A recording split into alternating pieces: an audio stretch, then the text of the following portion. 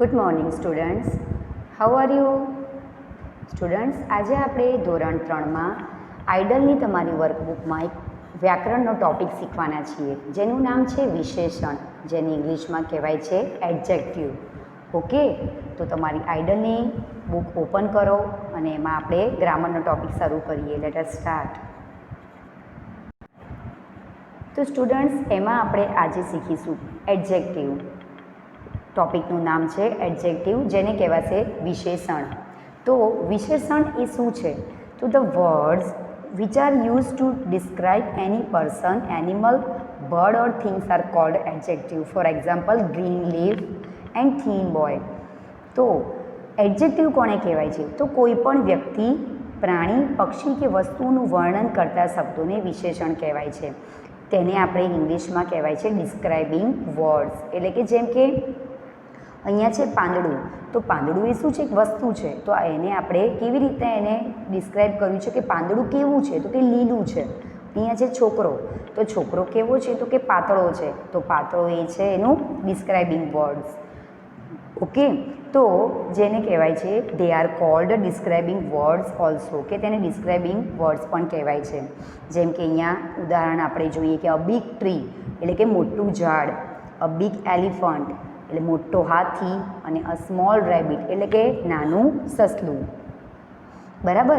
હવે આપણે આગળ જોઈશું સ્ટુડન્ટ્સ કે તમને એડજેક્ટિવ વિશે ખબર પડી હશે કે કોઈ પણ પ્રાણી, પક્ષી કે વ્યક્તિનું વર્ણન કરતા શબ્દોને વિશેષણ કહેવાય છે, કે તે એના માટેનું ડિસ્ક્રાઇબિંગ વર્ડ્સ પણ કહેવાય છે.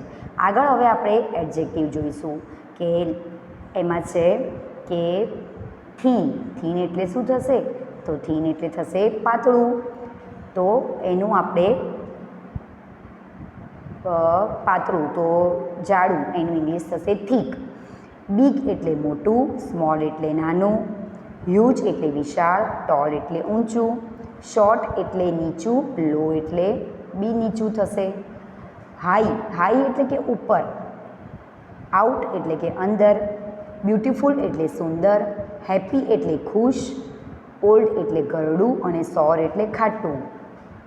એ પ્રમાણે અહીંયા છે કે લાર્જ એટલે વિશાળ, અગલી એટલે કદરૂપું, સેડ એટલે દુઃખી, અને યંગ એટલે યુવાન, ને સ્વીટ એટલે મીઠું. તો આ બધા એડજેક્ટિવ હતા. તો હવે આપણે એના ઉપરથી જોઈશું ઓપોઝિટ વર્ડ. ઓપોઝિટ વર્ડ એટલે કે વિરોધી શબ્દ. તો પહેલામાં છે યંગ. યંગ એટલે કે યુવાન, તો એનું વિરોધી શબ્દ થશે ઓલ્ડ એટલે કે વૃદ્ધ. બીજું છે બિગ, તો એનું થશે સ્મોલ. બિગ એટલે મોટું, સ્મોલ એટલે નાનું. લોંગ એટલે કે લાંબુ, શોર્ટ એટલે ટૂંકું. નિયર, નિયર એટલે કે નજીક, અને ફાર એટલે દૂર. થીન એટલે પાતળું, થીક એટલે જાડું.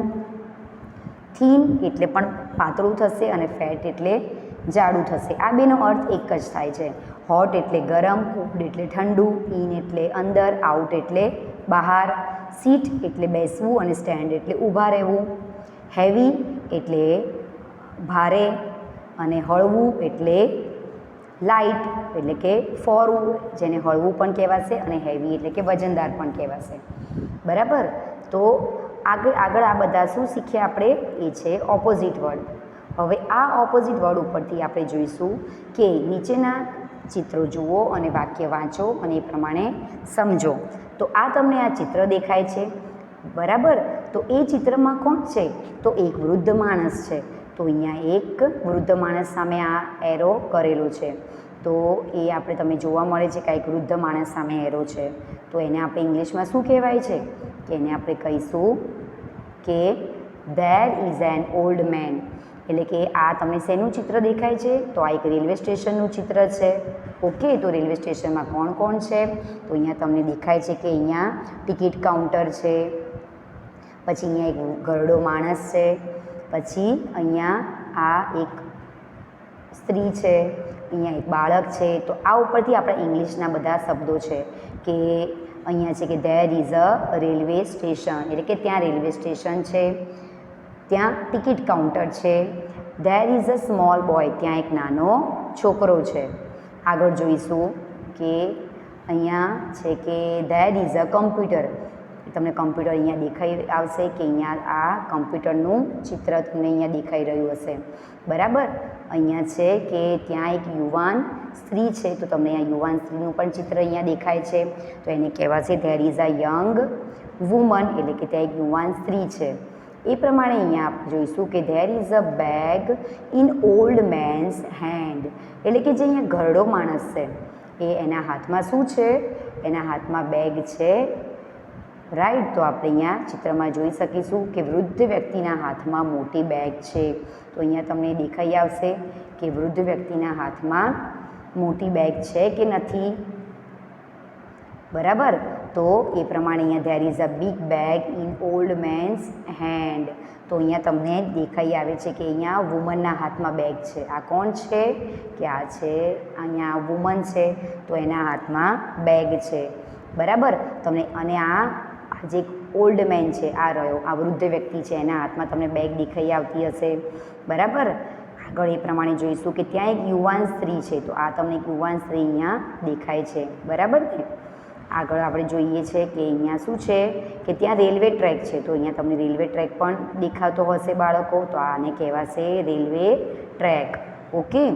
તો બીજું ચિત્ર એ પ્રમાણે ચિત્રનું વર્ણન છે કે ચિત્રો જુઓ અને વાક્ય વાંચો. તો આ શું છે તો આ શેનું ચિત્ર છે તો આ ચિત્ર છે બસ સ્ટેન્ડનું. તો there is a bus stand. ત્યાં કેટલીક દુકાનો છે તો આ તમને દુકાનો અહીંયા જોવા મળે છે કે ધેર આર સમ શોપ. અહીંયા આરનો ઉપયોગ એટલા માટે થયો કારણ કે એક કરતાં વધારે દુકાનો છે એટલે કે ત્યાં કેટલીક દુકાનો છે. ત્યાં થોડા લોકો છે તો અહીંયા તમને અહીંયા લોકો બધા દેખાય છે કે અહીંયા થોડાનો ઉપયોગ શું થશે સમ એટલે કે ત્યાં થોડા લોકો છે. There are some people. ત્યાં એક મોટું ઝાડ છે તો તમને ઝાડ અહીંયા દેખાઈ આવતું હશે કે there is a huge tree. આગળ એ પ્રમાણે જોઈશું કે અહીંયા છે કે there is a man near the window એટલે કે અહીંયા બારીની નજીક એક માણસ છે એ તમને અહીંયા દેખાઈ આવતો હશે બરાબર. પછી એ પ્રમાણે આગળ છે કે ધેર ઇઝ અ બેન્ચ. ત્યાં એક શું છે એક આ બેન્ચનું ચિત્ર છે તો એ તમને દેખાય છે અહીંયા બેન્ચ. અને એ પ્રમાણે છે અહીંયા કે ત્યાં નાની છોકરી છે અને ત્યાં ટિકિટ બારી છે તો નાની છોકરી પણ છે અને અહીંયા ટિકિટ બારીનું ચિત્ર છે કે એક નાની છોકરી છે અને અહીંયા ટિકિટ બારી છે બરાબર. તો એને આપણે ઇંગ્લિશમાં શું કહીશું કે there is a little girl and there is a ticket window. ત્યાં એક ટિકિટ બારી છે. આ બી એ પ્રમાણે ચિત્રનું વર્ણન છે કે આ એક બેંકનું ચિત્ર છે. શેનું છે બેંકનું. તો there is a bank. There are some people. ત્યાં થોડા લોકો છે. There are chairs. ત્યાં ખુરશીઓ છે. તમને અહીંયા ખુરશીઓ દેખાય છે. ત્યાં કબાટો છે તો તમને અહીંયા કબાટો ખુરશીઓ એનું ચિત્ર દેખાઈ આવતું હશે બરાબર. આ છે કબાટો રાઈટ. તો એ પ્રમાણે આગળ જોઈશું અહીંયા કે there is a table. There is a tall lady એટલે કે ત્યાં એક ઊંચી સ્ત્રી છે. ત્યાં there is a man near the cash counter એટલે કે ત્યાં કેશ કાઉન્ટરની નજીક એક માણસ ઊભો છે. અને there is a short man. ત્યાં ઠીંગણો માણસ છે બરાબર. તો આ પ્રમાણે આખું આ જે ચિત્ર છે બેંકનું ચિત્ર તમને દેખાઈ આવે છે. એક ઠીંગણો માણસ છે આ તે તમે જોઈ શકો છો. હવે આપણે એમાં જોઈશું એડજેક્ટિવ. તો આપણે આ છે એડજેક્ટિવનું આગળ તમને હું રિવિઝન કરાવીશ. આ મેં તમને આ ચિત્રનું વર્ણન કરાવ્યું છે બરાબર. તો આ પ્રમાણે હવે આપણે આગળ ગ્રામરની બીજી એક્સરસાઇઝ જોઈશું બાળકો. ત્યાં સુધી આ તમારે આખું આ ઘરે રિવિઝન કરવાનું છે અને તમારે સોલ્યુશનમાં જોઈને લખવાનું છે બરાબર. તમને આમાં ખબર ના પડે તો હું આની PDF પણ સાથે મોકલી રહી છું કે તમે PDFમાં જોઈને લખશો. ઓકે. ત્યાં સુધી આવજો. Take care and bye bye.